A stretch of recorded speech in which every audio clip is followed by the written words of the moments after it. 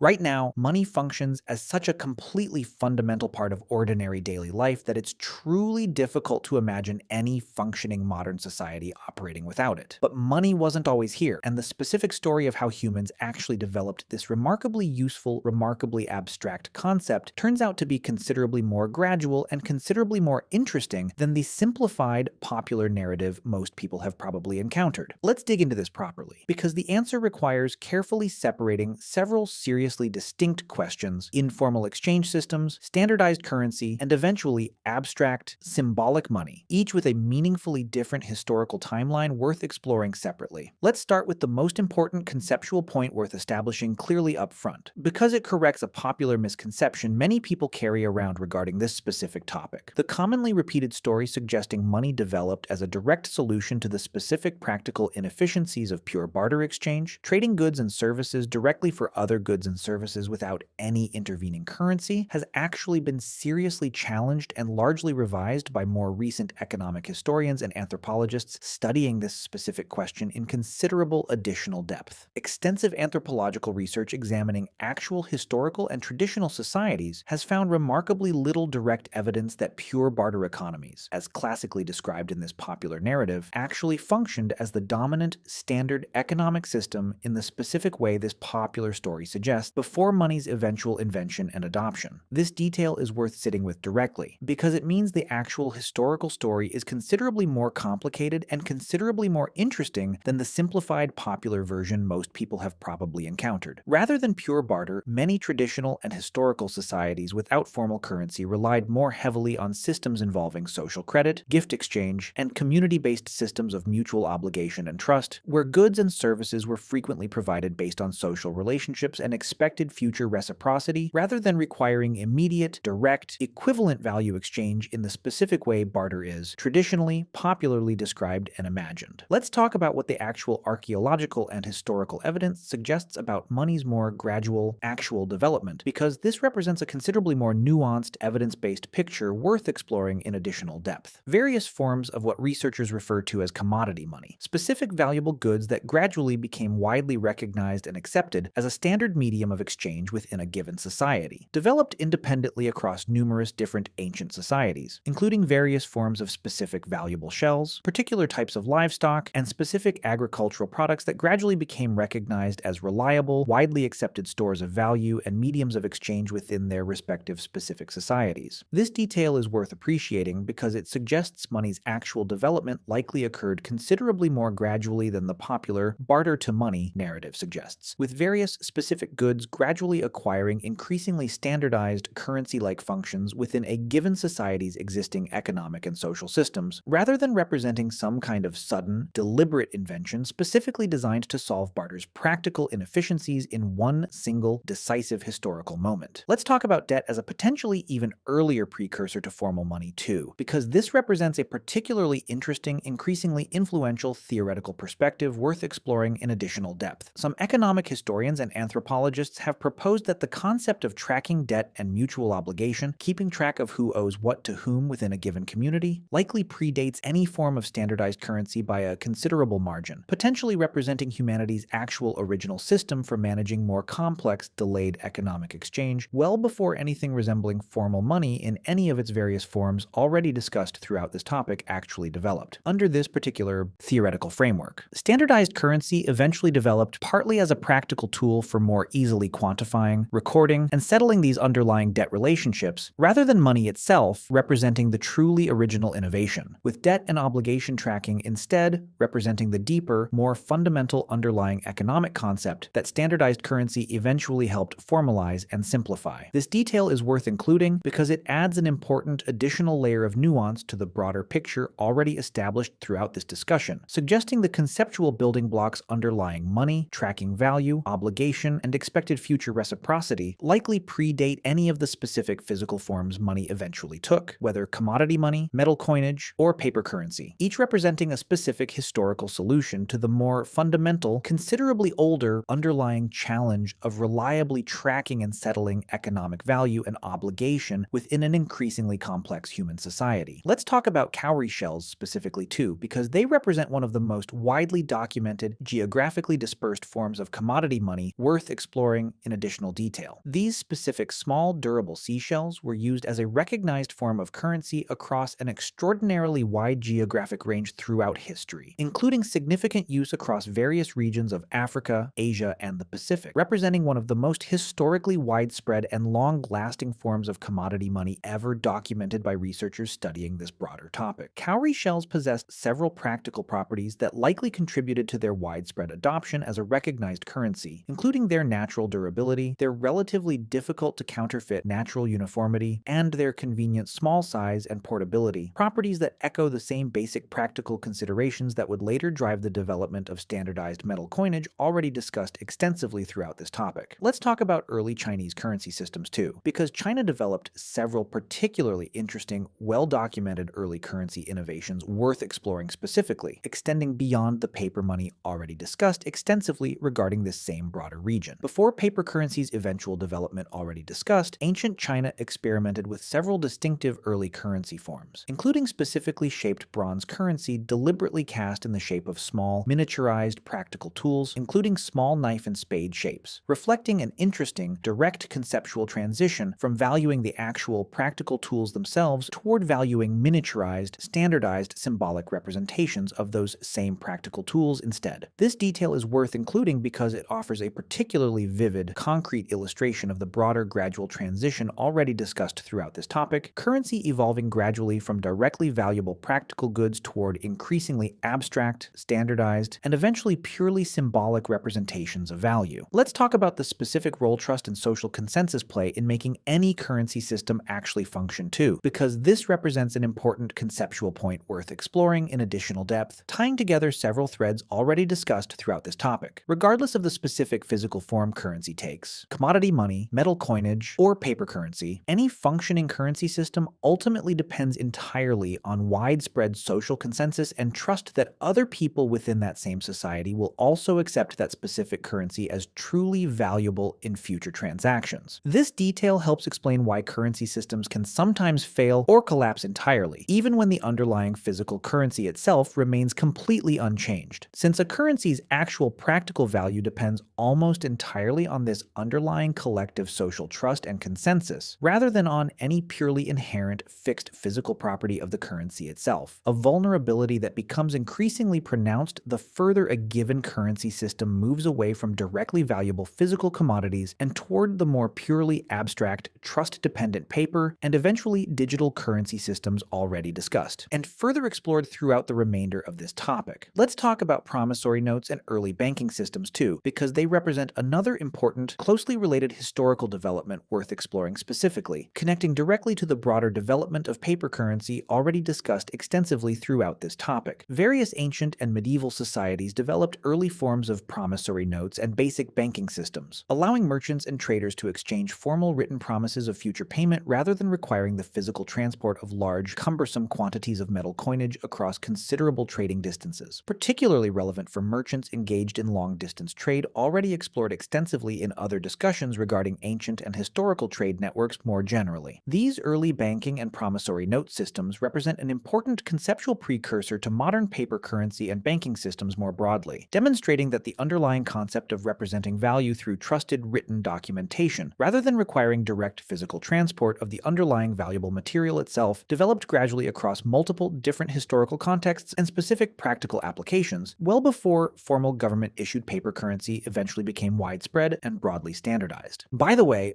if you want to go even deeper into the secret lives of ancient humans, I just launched a full course called The Secret Lives of Ancient Humans. 10 modules, 3+ hours of content covering everything we never talk about on YouTube. What they feared, how they communicated, what hunted them, and much more. Plus an exclusive PDF guide included. Link in the description. See you inside. Let's talk about how different specific currencies competed and coexisted throughout history too, because this represents an interesting, often overlooked detail worth exploring before continuing this discussion further. Rather than any single currency system achieving immediate universal dominance within a given region, historical evidence suggests multiple different currency systems frequently coexisted and competed for a considerable period, with merchants and traders sometimes accepting several different specific currencies depending on the particular trading partner and context involved. This detail reinforces an important point worth appreciating throughout this entire discussion. Currency standardization within any given region generally represented a gradual, sometimes contested historical process, rather than any kind of instant complete transition occurring uniformly and immediately once a new, improved currency form initially became available and technically possible. Historians generally credit ancient Lydia, in what's now Western Turkey, with producing some of the earliest confirmed standardized metal coins roughly 2,600 years ago using a specific naturally occurring gold and silver alloy.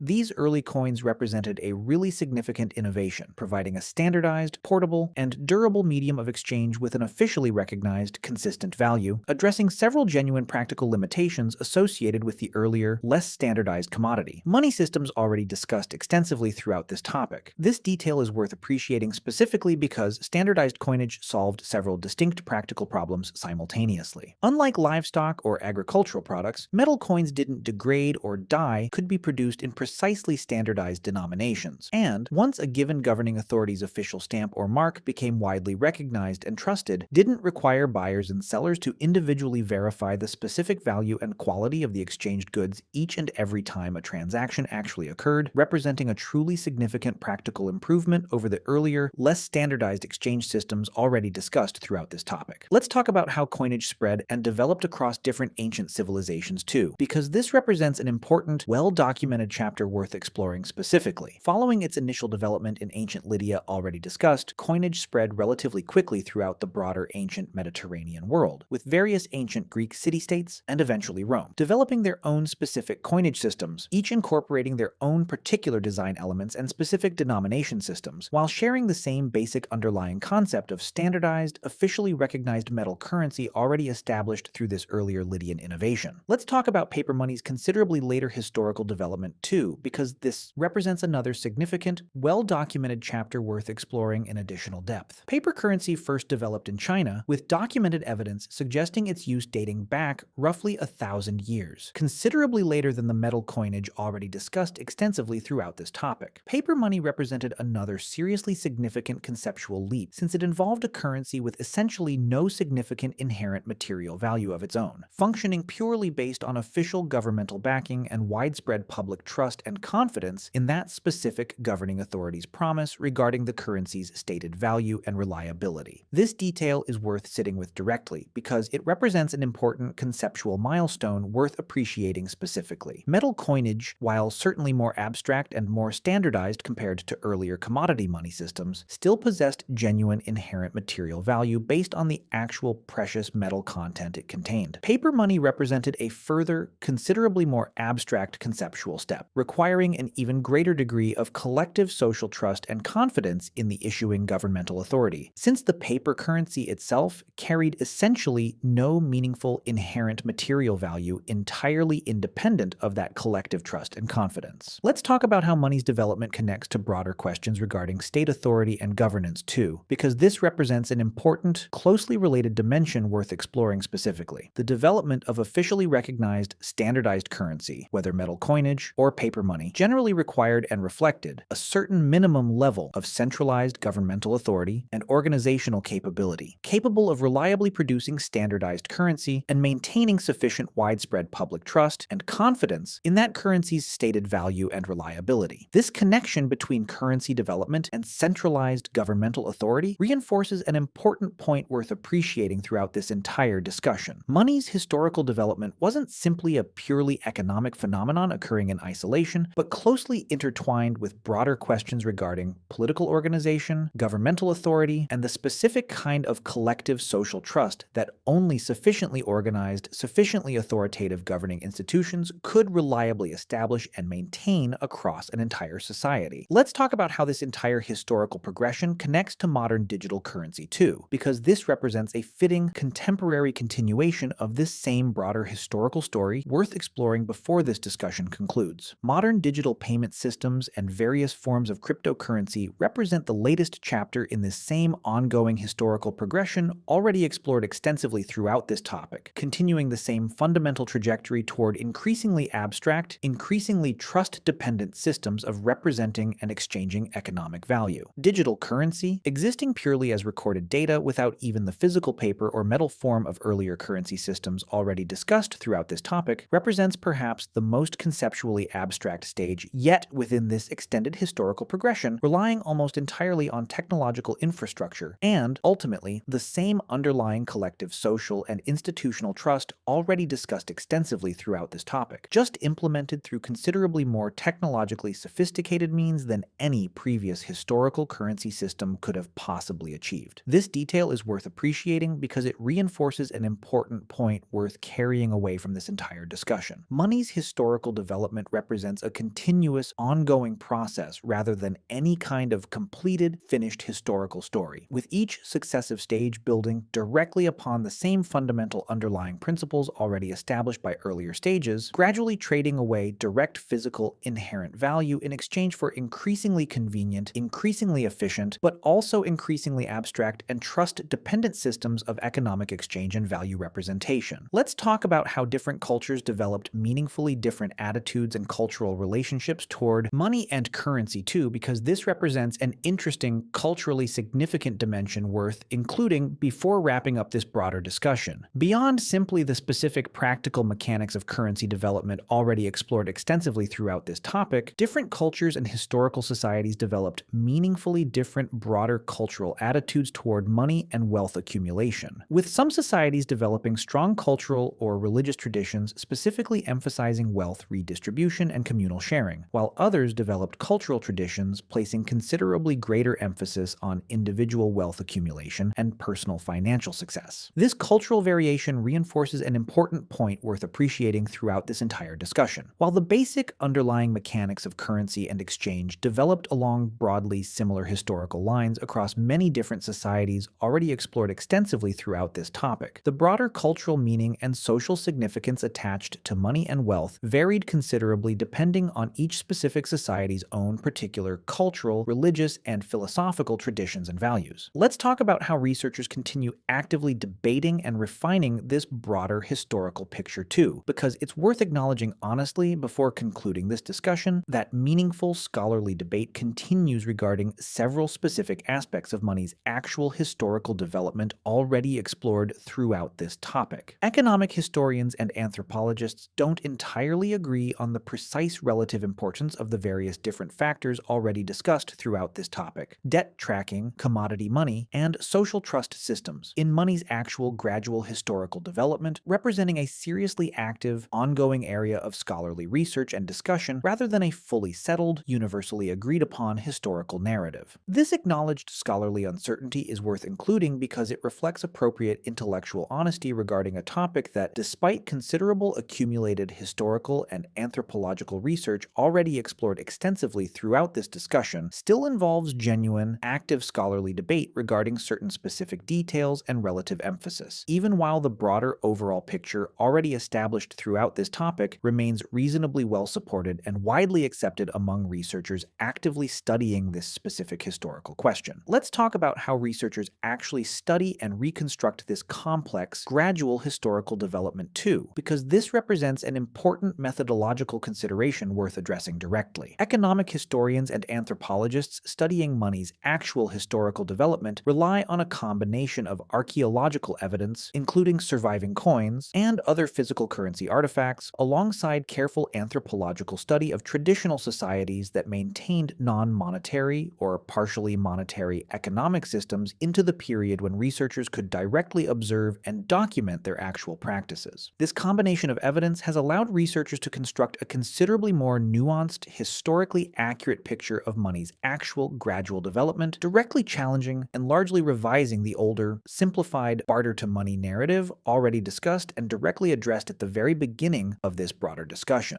Let's talk briefly about the psychological dimension of money's development too, because this represents a fitting final consideration worth including before this discussion concludes. Researchers studying money's broader psychological and social significance note that currency's gradual historical development from directly valuable commodities through increasingly abstract, trust-dependent representations of value already explored extensively throughout this topic required a corresponding psychological shift as well, with entire societies gradually learning to treat increasingly abstract, symbolic tokens with the same practical seriousness and trust previously reserved specifically for directly, tangibly valuable physical goods. A truly significant collective psychological and cultural adaptation running alongside the more purely economic and technological developments already explored throughout the rest of this discussion. Let's zoom out and pull all of these different threads together, because the full story of when humans invented money turns out to be considerably more gradual, considerably more complex, and considerably more historically interesting than the popular, simplified barter-to-money narrative could ever fully or accurately capture. Rather than representing a single, deliberate invention specifically designed to solve pure barter's practical inefficiencies, money likely developed gradually through various forms of commodity money and social credit systems before eventually crystallizing into the standardized metal coinage first developed in ancient Lydia roughly 2,600 years ago, and considerably later still, the even more conceptually abstract paper currency first developed in China roughly 1,000 years ago, each representing a further significant step in an ongoing historical progression toward increasingly abstract, increasingly trust-dependent systems of economic exchange and value representation. So the next time you casually use money without giving it a second thought, it's worth appreciating that you're using a remarkably abstract, historically gradual human invention, one that required not just clever economic innovation, but sustained collective social trust and, eventually, considerable centralized governmental authority and organization, developed gradually across many centuries of ongoing historical development rather than emerging from any single, decisive moment of deliberate invention, which leaves an interesting thought worth sitting with. If something as completely fundamental and universally relied upon as money actually turns out to reflect this much gradual historical development and evolving collective social trust, rather than representing any single, deliberate invention solving a specific practical problem, what does that suggest about how many other seemingly basic, obviously necessary features of modern economic and social life might actually represent similarly gradual, historically contingent developments rather than any kind of inevitable, necessary feature of human society that could only ever have developed in exactly the specific way it actually did?